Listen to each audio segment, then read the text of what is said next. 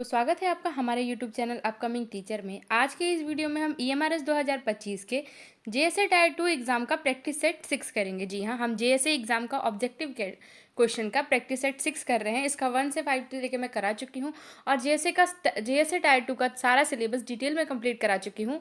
तो आप जाके हमारे प्लेलिस्ट में वीडियो देख सकते हैं। ठीक है, तो इस पीवाईक्यू ये सारा क्वेश्चन जो है वो पीवाईक्यू बेस्ड है। आप जो है इस प्रैक्टिस सेट को हमारे साथ करें और कमेंट में ज़रूर बताएं कि आपका कितना मार्क्स आ रहा है इस प्रैक्टिस सेट के दौरान। तो चलिए वीडियो को शुरू करते हैं। पहले हम बात करेंगे हमारे मॉक एग्ज़ाम के बारे में। हम जो है एक लाइव मॉक टेस्ट कंडक्ट करा रहे हैं, लाइव टेस्ट कंडक्ट करा रहे हैं, जो कि बिल्कुल आपके एग्ज़ाम के जैसे होगा। जैसा आपका एग्ज़ाम में होगा ना टेस्ट, बिल्कुल उस तरह से। और ये एग्ज़ाम जेएसए और हॉस्टल वार्डन दोनों के लिए है। इसमें आपका ऑब्जेक्टिव और डिस्क्रिप्टिव दोनों आएगा और ये हिंदी इंग्लिश दोनों में रहेगा। ठीक है, तो आपका 100 मार्क्स का होगा, 40 नंबर का ऑब्जेक्टिव और 60 नंबर का डिस्क्रिप्टिव, और हिंदी इंग्लिश दोनों में रहेगा। और मैं बता दूं आपको कि ये जब आपका टेस्ट कंडक्ट कराया जाएगा ना, तो इसमें आपको 3 मॉक मिलेंगे 100 रुपीज़ में। जेएसए के लिए अलग 100 रुपीज़ और हॉस्टल वार्डन के लिए अलग 100 रुपीज़। और अगले दिन आपको रिजल्ट के साथ आपका पूरा सॉल्यूशन दिया जाएगा टेस्ट पेपर का। ठीक है, तो ये पूरा जो है एग्ज़ाम देने से पहले आप एक बार इस मॉक को ज़रूर परचेस करें, क्योंकि ये बहुत हेल्पफुल होगा। और डिटेल सॉल्यूशन, जैसा कि मैंने आपको बताया कि एग्ज़ाम के बाद रिजल्ट के साथ आपको डिटेल सॉल्यूशन हिंदी इंग्लिश दोनों में मिलेगा। ठीक है, अब हम बात करते हैं कि कैसे होगा, कैसे टेस्ट कंडक्ट होगा। हॉस्टल वार्डन और जेएसए दोनों का बता रही हूँ मैं। जो भी सीरियस एस्पिरेंट हैं टेस्ट के लिए रियल एग्जाम पैटर्न पर बेस्ड डिस्क्रिप्टिव मॉक टेस्ट हम लोग जो कंडक्ट करा रहे हैं, तो जो भी सीरियस एस्पिरेंट है वो हमें मैसेज करके कांटेक्ट करेंगे। टेस्ट देने के लिए सबसे पहले रजिस्ट्रेशन फ़ी पे करनी होगी, जो कि 100 रुपीज़ है, जेएसए मॉक का भी और हॉस्टल वार्डन मॉक का भी। ठीक है, उसमें आपको पेमेंट के बाद आपको व्हाट्सअप टेस्ट ग्रुप में ऐड किया जाएगा, जो हमारा प्राइवेट ग्रुप है, और फिक्स डेट और टाइम पर क्वेश्चन पेपर ग्रुप में सेंड किया जाएगा। जो भी हम लोग टाइम फिक्स करेंगे, टेस्ट का डेट तो 11 मार्च है, लेकिन टाइम अभी फिक्स नहीं है। जो भी हम लोग टाइम फिक्स करेंगे उस फिक्स टाइम पे आपको क्वेश्चन पेपर सेंड किया जाएगा।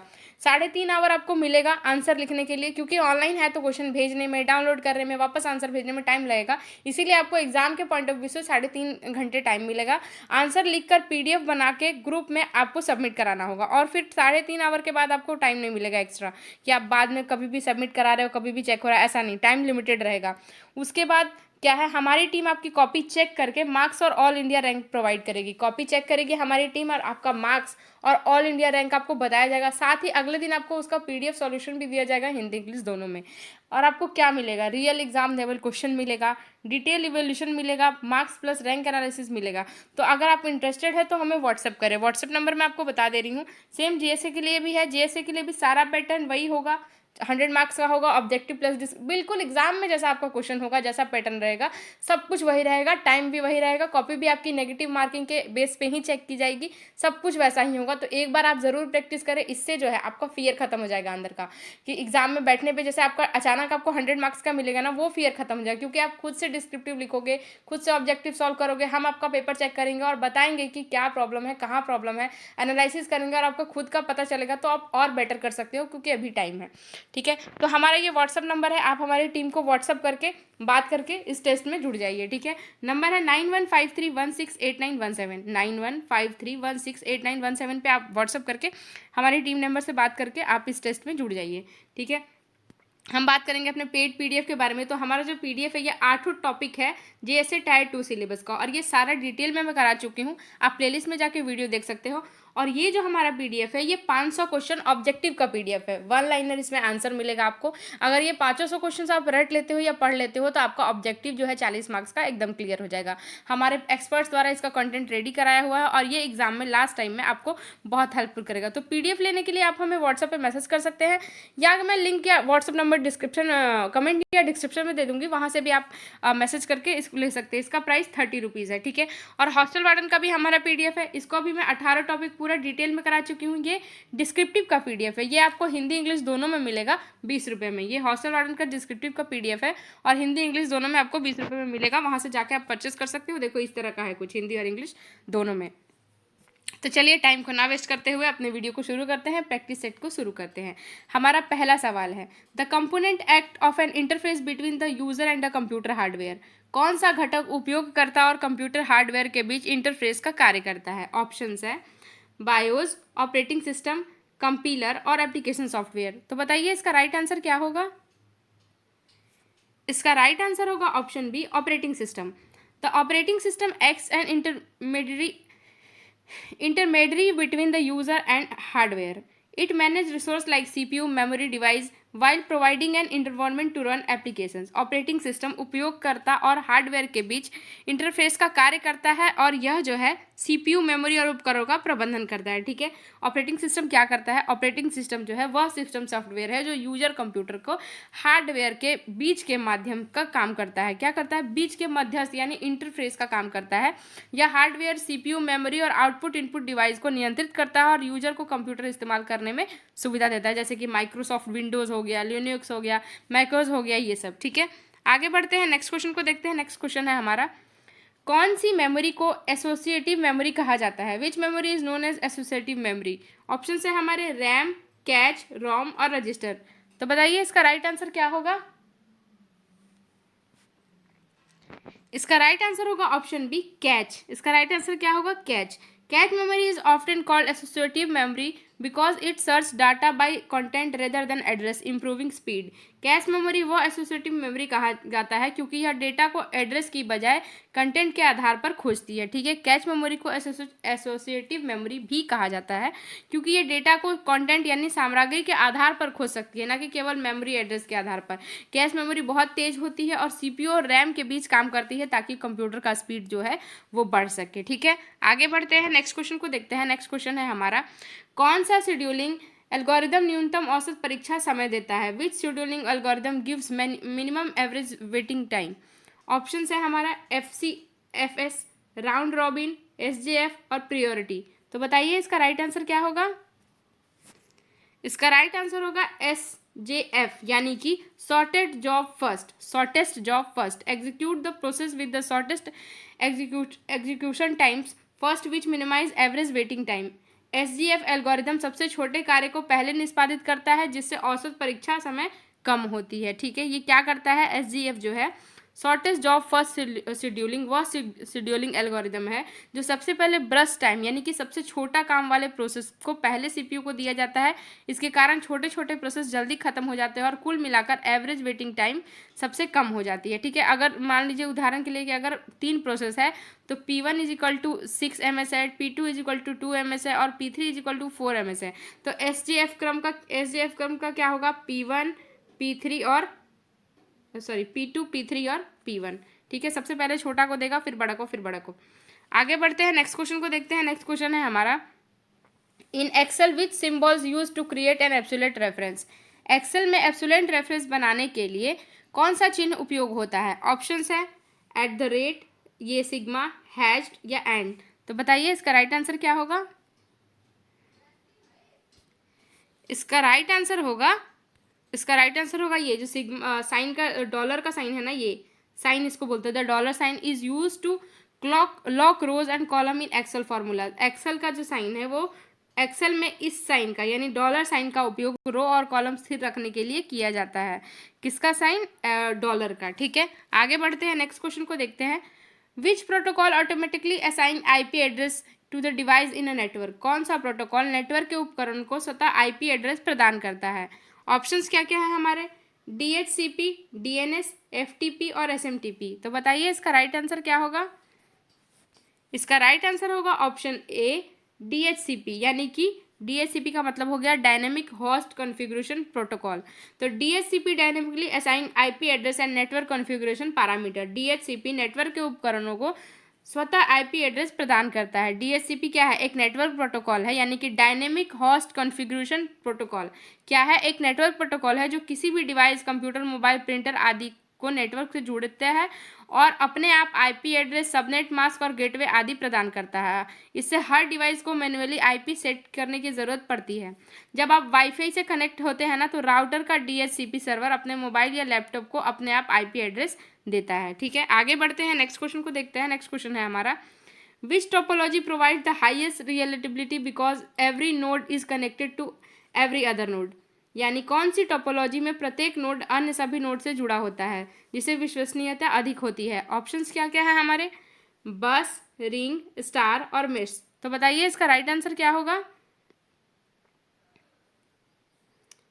इसका राइट आंसर होगा मेश। इसका राइट आंसर होगा ऑप्शन डी, मेश। क्या है? In mesh topology each node has multiple path to communication making network highly reliable. Mesh topology में प्रत्येक नोड कई मार्गों से जुड़ा होता है जिससे नेटवर्क अधिक विश्वसनीय होता है। ठीक है, मेश टोपोलॉजी में हर नोड सीधे एक दूसरे नोड से कनेक्ट होते हैं, इसलिए अगर एक लिंक फेल भी हो जाता है ना तो दूसरे रास्ते को भेजा जा सकता है। इसको क्या बोलते हैं? विश्वसनीयता सबसे अधिक हो जाती है इससे, मतलब कि हर नोड को हर नोड से कनेक्शन होता है, बहुत हाईली रिलायबिलिटी होता है और फॉल्ट टॉलरेंस ज़्यादा है, लेकिन कॉस्ट और केबलिंग क्या होती है? ज़्यादा होती है। आगे बढ़ते हैं, नेक्स्ट क्वेश्चन को देखते हैं। नेक्स्ट क्वेश्चन है हमारा, which Excel function return the number of cell containing numbers. Excel में संख्यात्मक मान वाले सेल की संख्या का कौन सा फंक्शन देता है? ऑप्शन है काउंट, काउंटा, काउंटिफ और सम। तो बताइए इसका राइट आंसर क्या होगा? इसका राइट आंसर होगा ऑप्शन ए काउंट। इसका राइट आंसर क्या होगा? Option A count.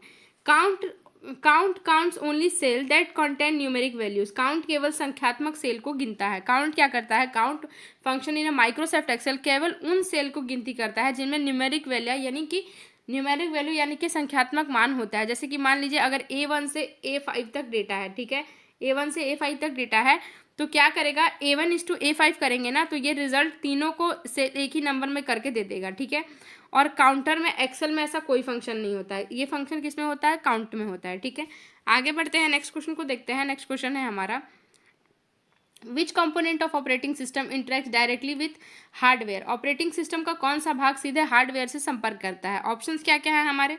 ऑप्शन है सेल, कर्नल, GUI और CLI। तो बताइए इसका राइट आंसर क्या होगा?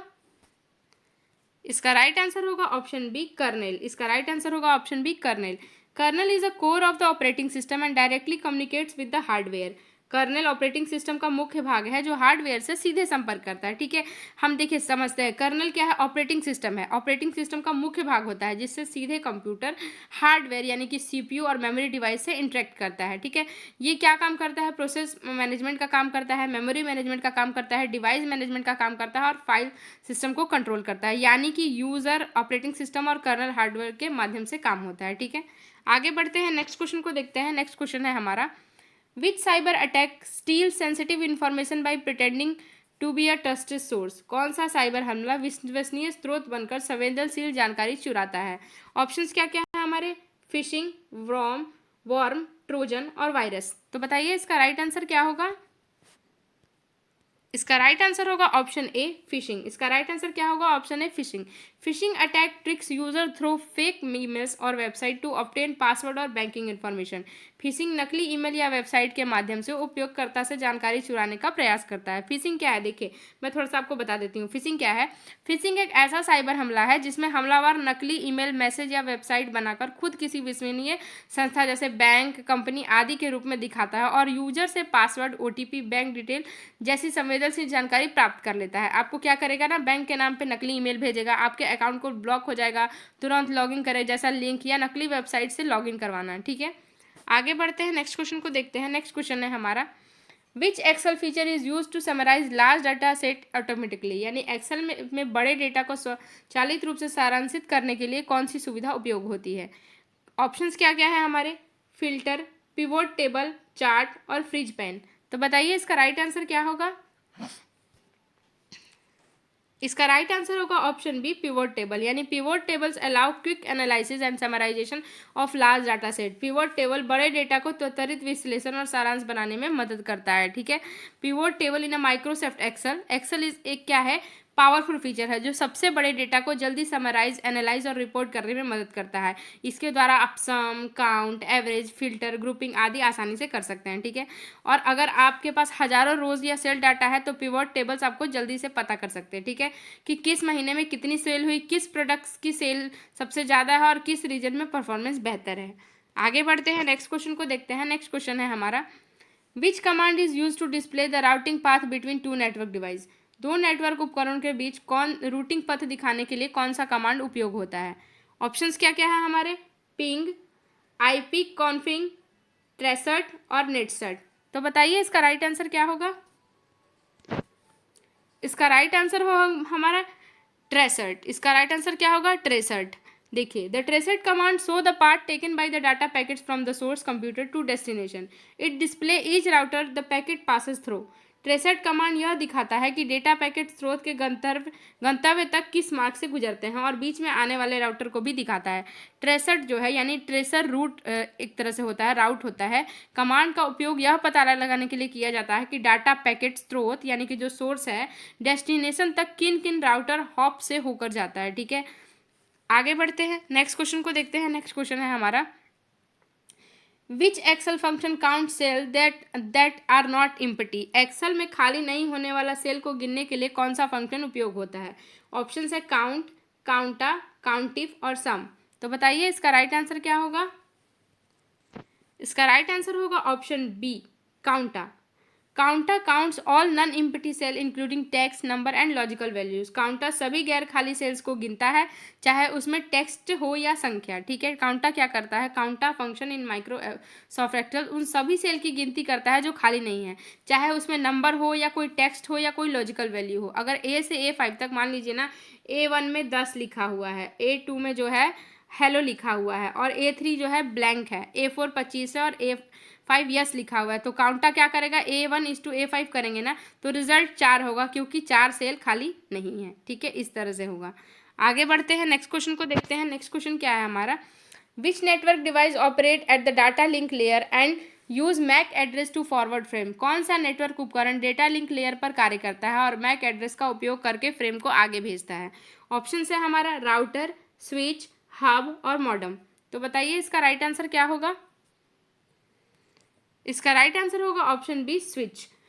Switch operator layer two the OSI model from forward frames based on MAC address. Switch OSI model की डेटा लिंक लेयर पर कार्य करता है और मैक एड्रेस के आधार पर डेटा भेजता है। यानी कि क्या होगा इसका मतलब कि जो हमारा स्विच होता है ना, network switch data link layer यानी लेयर 2 पर काम करता है और मैक एड्रेस का उपयोग करके यह तय करता है कि फ्रेम किस डिवाइस तक भेजना है। स्विच अपने आप क्या करता है, मैक एड्रेस टेबल में डिवाइस के मैक एड्रेस को स्टोर करता है और उसी के आधार पर डेटा सही पोर्ट भेजता है। ठीक है, आगे बढ़ते हैं, नेक्स्ट क्वेश्चन को देखते हैं। नेक्स्ट क्वेश्चन है हमारा, which type of malware record use activities such as keystrokes. कौन सा मेलवेयर उपयोगकर्ता की गतिविधियों जैसे कि की स्ट्रोक को रिकॉर्ड करता है। ऑप्शंस क्या क्या है हमारे, वॉर्म, ट्रोजन, स्पाईवेयर और एडवेयर। तो बताइए इसका राइट आंसर क्या होगा। इसका राइट आंसर होगा option C, spyware. Spyware secretly monitors user activity and can record keystrokes, password and browsing behaviour. Spyware जो है उपयोगकर्ता की गतिविधियों को गुप्त रूप से रिकॉर्ड करता है। देखिए स्पाईवेयर क्या है, स्पाईवेयर एक ऐसा मेलवेयर है जो यूजर की जानकारी को गुप्त रूप से मॉनिटर करता है, देखता है और रिकॉर्ड करता है। इसमें अक्सर की लॉगर भी शामिल होते हैं जो कि कीबोर्ड पर टाइप की गई है कुंजियाँ, जिसको की स्ट्रोक को रिकॉर्ड करता है। ठीक है, आगे बढ़ते हैं, नेक्स्ट क्वेश्चन को देखते हैं। नेक्स्ट क्वेश्चन है हमारा, which Excel feature allow data visualisation using graphical representation. Excel में ग्राफिकल रूप में डेटा प्रदर्शित करने के लिए कौन सी सुविधा उपयोग होती है। तो देखते हैं हमारा ऑप्शन क्या क्या होगा, चार्ट, फिल्टर, शॉर्ट और कंडीशनल फॉर्मेटिंग। तो बताइए इसका राइट आंसर क्या होगा। इसका राइट आंसर होगा चार्ट। इसका राइट आंसर होगा ऑप्शन ए, चार्ट। एक्सप्लेनेशन क्या होगा इसका, chart display data visually using graph such as bar chart, pie chart and line graph. Chart data को ग्राफिकल रूप में दिखाता है। ठीक है, चार्ट क्या है, chart in a Microsoft Excel का उपयोग एक्सेल में डाटा को ग्राफ या विजुअल फॉर्म दिखाने के लिए किया जाता है और इसमें बड़े डेटा को आसानी से समझना और तुलना करना आसान हो जाता है। ठीक है, एक्सेल में चार्ट का क्या क्या प्रकार हो जाता है, कॉलम चार्ट हो जाता है, पाई चार्ट हो जाता है, बार चार्ट हो जाता है, लाइन चार्ट हो जाता है। तो ये सभी माइक्रोसॉफ्ट एक्सेल में डेटा को विजुअलाइज यानी कि दृश्य रूप से प्रस्तुत करने के लिए उपयोग होता है। आगे बढ़ते हैं, नेक्स्ट क्वेश्चन को देखते हैं। नेक्स्ट क्वेश्चन है हमारा, Which OSI layer ensure reliable and end-to-end communication। OSI model में कौन सी लेयर विश्वसनीय एंड टू एंड संचार सुनिश्चित करती है। ऑप्शन है network layer, transport layer, session layer और डाटा लिंक लेयर। तो बताइए इसका राइट आंसर क्या होगा। इसका राइट आंसर होगा ऑप्शन बी, ट्रांसपोर्ट लेयर। यानी कि transport layer ensure reliable communication through error detection, flow control and segmentation. Transport layer त्रुटि जांच और फ्लो कंट्रोल के माध्यम से विश्वसनीय संचार सुनिश्चित करती है। ठीक है, ट्रांसपोर्ट लेयर का काम है इंड टू इंड कम्युनिकेशन को रिलेबल बनाना होता है। यह लेयर में निम्न कार्य करते हैं, जैसे एरर चेकिंग करेगी, फ्लो कंट्रोल करेगी, डाटा सेगमेंट और रीअसेंबली और एक्नॉलेजमेंट के माध्यम से रिलेवली डिलीवरी। उदाहरण के लिए ट्रांसमिशन कंट्रोल प्रोटोकॉल जो टीसीपी है इसी लेयर में काम करता है और रिलेबल कम्युनिकेशन सुनिश्चित करता है। ठीक है, आगे बढ़ते हैं, नेक्स्ट क्वेश्चन को देखते हैं। नेक्स्ट क्वेश्चन है हमारा, which type of memory retain data even after powered in terms of. कौन सी मेमोरी बिजली बंद होने के बाद डेटा सुरक्षित रहती है। ऑप्शंस क्या क्या है हमारा, देखिए ऑप्शंस है रैम, कैच, रोम और रजिस्टर। तो बताइए इसका राइट आंसर क्या होगा।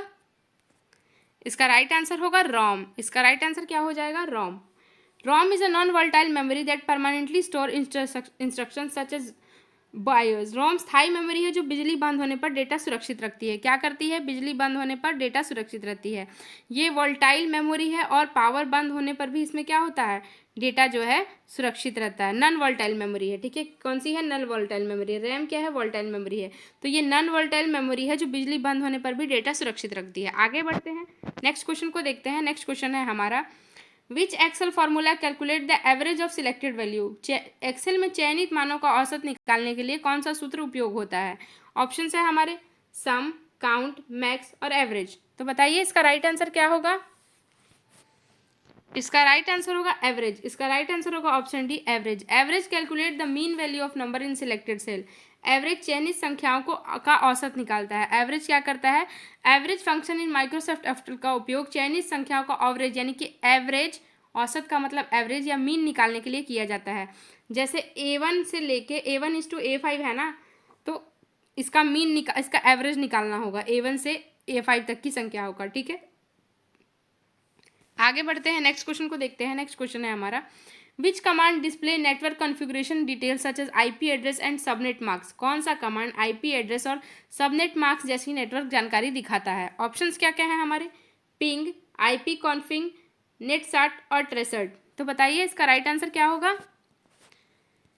इसका राइट आंसर होगा ऑप्शन बी, आईपी कॉन्फिग। इसका राइट आंसर क्या होगा, option B, IP config. IP config command display the IP configuration of the system including IP address, subnet mask and gateway. IP config जो है, IP config command system का IP address और अन्य network का विवरण दिखाता है। क्या करता है, आईपी कॉन्फिग कमांड का उपयोग कंप्यूटर नेटवर्क के कॉन्फ़िगरेशन जानकारी देखने के लिए करता है, जैसे कि आईपी एड्रेस, सबनेट मास्क और गेटवे, और यह मुख्यतः माइक्रोसॉफ्ट विंडो में उपयोग होता है। ठीक है, आगे बढ़ते हैं, नेक्स्ट क्वेश्चन को देखते हैं। नेक्स्ट क्वेश्चन है हमारा, which cyber security technique converts readable data into encoded form.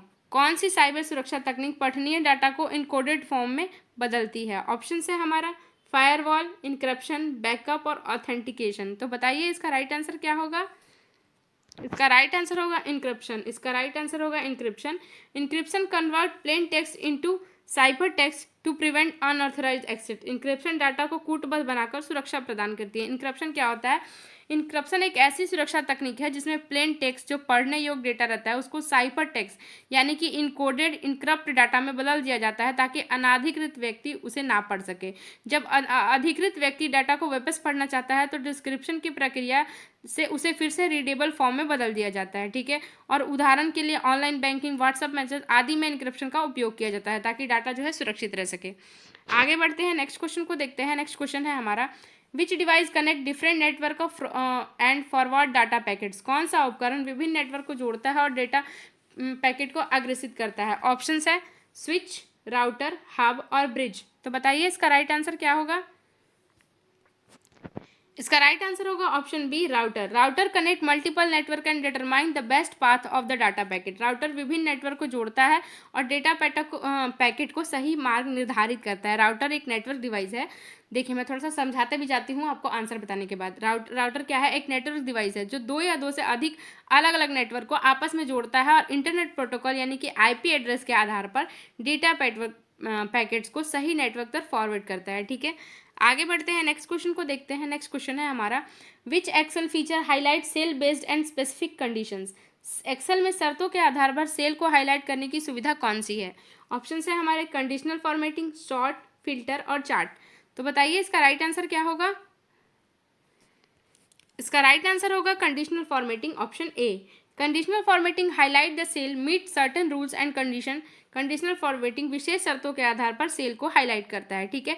Conditional formatting क्या है? कंडीशनल फॉर्मेटिंग क्या है? Conditional formatting in Microsoft Excel एक ऐसी सुविधा है जिससे आप किसी शर्त के आधार पर सेल का रंग, फॉन्ट और स्टाइल बदलकर उसे हाईलाइट कर सकते हैं। जैसे कि 50 से अधिक मार्क्स वाले सेल को ग्रीन हाईलाइट करना और सबसे बड़े वाले वैल्यू को रेड करना, डुप्लीकेट वैल्यू को हाईलाइट करना, ये सब फीचर माइक्रोसॉफ्ट एक्सेल में डेटा को जल्दी समझने, एनालाइज करने में बहुत मदद करते हैं। आगे बढ़ते हैं, नेक्स्ट क्वेश्चन को देखते हैं। नेक्स्ट क्वेश्चन है हमारा, which malware spread automatically across network without attaching to a host files.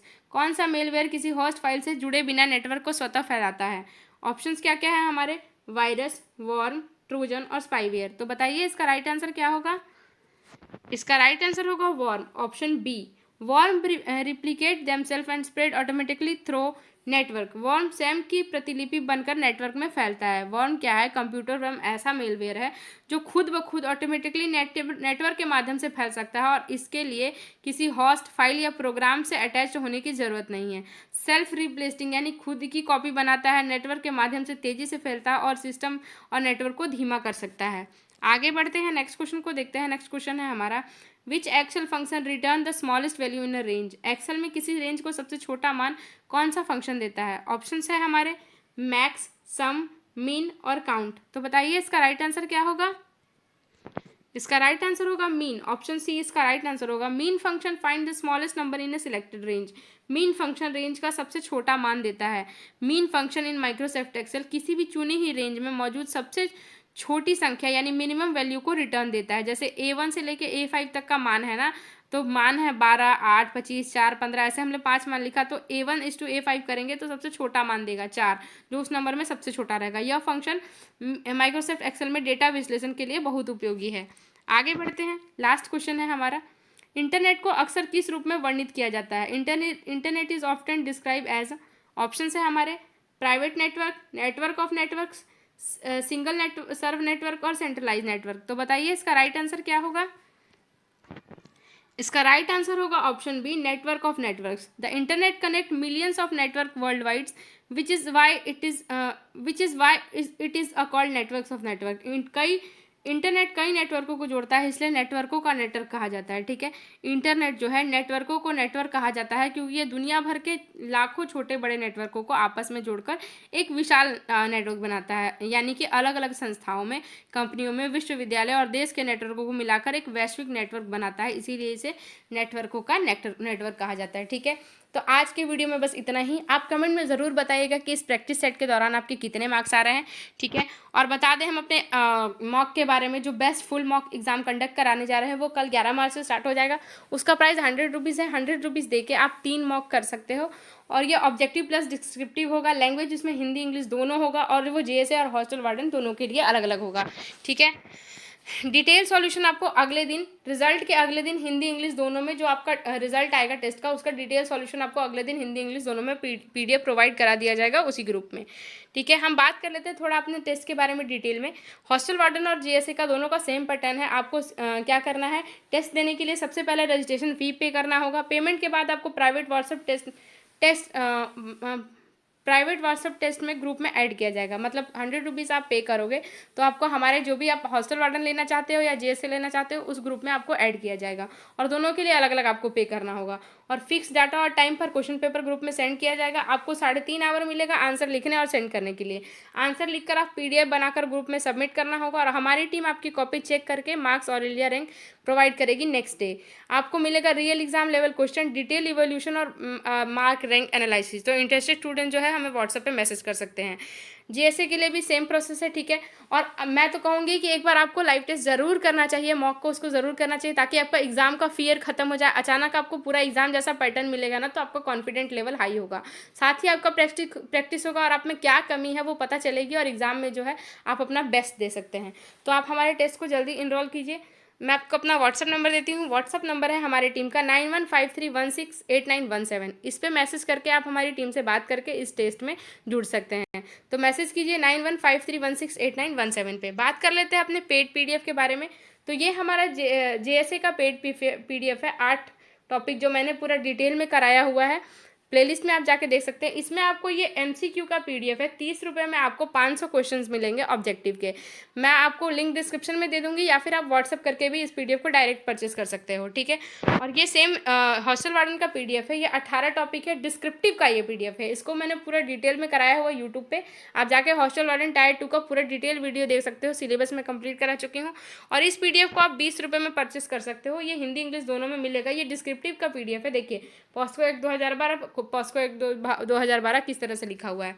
तो आप इस पीडीएफ को परचेस करके लास्ट टाइम में इधर उधर डाटा कलेक्ट करने से अच्छा है कि आप अपनी तैयारी को यहाँ से हॉस्टल वार्डन और जीएसए दोनों की तैयारी को पूरे कर सकते हो, ठीक है। तो आज के वीडियो में बस इतना ही। अगर आपको वीडियो अच्छा लगे तो हमारे चैनल अपकमिंग टीचर को सब्सक्राइब करिए, वीडियो को लाइक शेयर जरूर करिए, और जो भी क्वेश्चन हो आप कमेंट करके हमें पूछ सकते हैं। मिलते हैं नेक्स्ट वीडियो में, तब तक के लिए